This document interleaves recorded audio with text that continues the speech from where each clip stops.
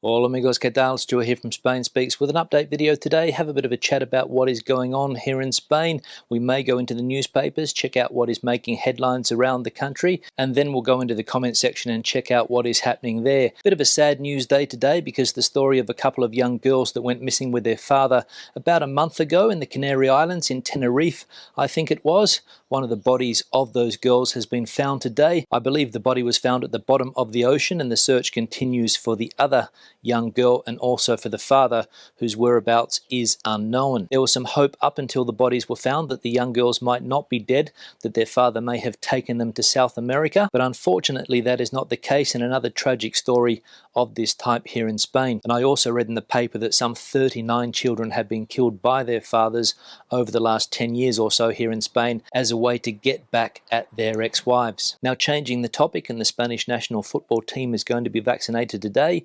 The army has been called in to take care of that task, and I think Spain's first game in this Euro tournament is next Tuesday. This is the 2020 tournament that was postponed last year because of COVID. In a similar way that the Olympic Games were postponed last year, they're also being held shortly, I believe. And the story about a couple of players in the team who tested positive for COVID-19, Sergio Busquets, the captain, and another player as well, but apparently that was a false positive. The second PCR test he did came back negative, I think I read yesterday. But of course, COVID positive players this close to the start of the tournament sent shockwaves around the country. And I think I read in the comment section that if 3 players test positive for COVID-19, they have to start forfeiting games. So the tournament could have nearly been over before it began for the Spanish national football team. And I used the expression yesterday, storm in a teacup, referring to this story, and a couple of people wrote in the comment section, how do you translate storm in a teacup into Spanish? And to be honest, I have no idea, but I think one of the best ways to say this expression in Spanish would be hacer una montaña de un grano de arena. So make a mountain out of a grain of sand, storm in a teacup. Now, there was also a fair bit of feedback on yesterday's video about that article that I showed from the Express about how some foreign residents living here in Spain are having trouble getting vaccinated. I think the story was first published in an online publication called The Local,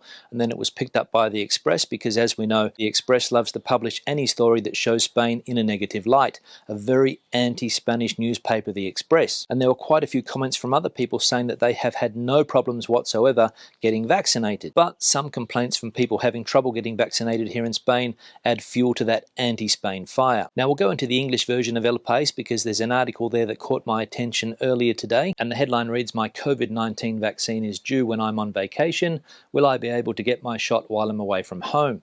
The Spanish government's chief epidemiologist and health ministry both opened the door to this possibility this week, but while some regions are already offering such an option, others are ruling it out. And that is one of the big questions that people are asking themselves here in Spain at the moment. What happens if I get called up to be vaccinated in July or August and I am on holidays? Will I have to come back to the autonomous community where I live, or will I be able to get a vaccination at my holiday destination? That is the question, and as we saw, some places around the country are offering this possibility, the possibility to be vaccinated when you are on holidays, but others are saying no. And this is one of the problems that we have in Spain, given that health is controlled by the different autonomous communities around the country, 17 autonomous communities as we know. So it looks as though the central government is going to have to step in and make sure that vaccines are available if people are out of their autonomous community on holiday. So we'll see how this story develops over the next couple of weeks. Now, we'll leave the news there and go into the comment section, check out what is happening there, and we'll have a look at this one from Martin. Stu, Americans play soccer, Europeans play football. Yeah, Martin, thanks for the comment. Soccer, football, tomato.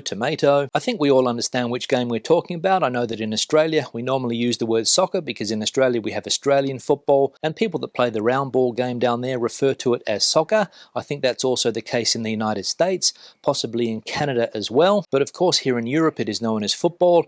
In Spain, it is known as football. In South America, I imagine they also call it football or balompié, which would be the literal translation of football in Spanish, balompié. So football for some, soccer for others, and I think the correct spelling of soccer is S-O-C-C-E-R. One here from Carol. Hi Stuart, I've just heard that Wales in the UK are trialling universal basic income at £213 per week for I think 18 to 64-year-olds. I think this would benefit some but not others. Do you think that would be a sufficient amount to live on in Spain if they were rolled out? Yeah, Carol, thanks for the comment. There has also been talk here in Spain about a universal basic income, but I'm not sure on the amount that that people would be given each month. I think the government were talking about this last year when we were in the middle of the pandemic, but I haven't heard anything about it this year. And the amount of money that you mentioned there, £213, I think that's around €250, but don't quote me on that, is not a lot of money, as I said before, and I don't think that you would be able to live with that amount of money here in Spain. In fact, I think it would be almost impossible to live on €250 a month here. But if it was an amount of money that you got in addition to another type of income, then maybe you could make ends meet. But if not, pretty difficult. One here from Stacey: typical Daily Express Brexit rubbish to stir up the British public against Spain.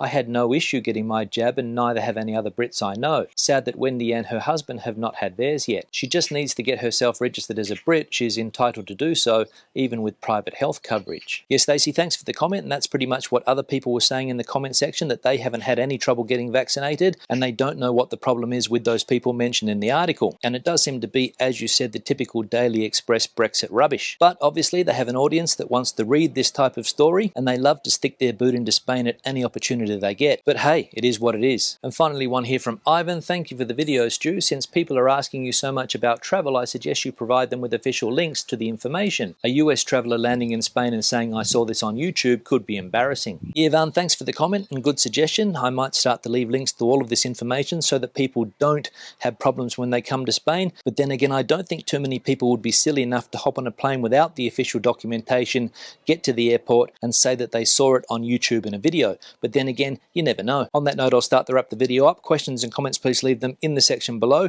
Debate the video out as you normally do. Give it a thumbs up if you liked it, thumbs down if you didn't. I'll see you in the next one. Hasta luego.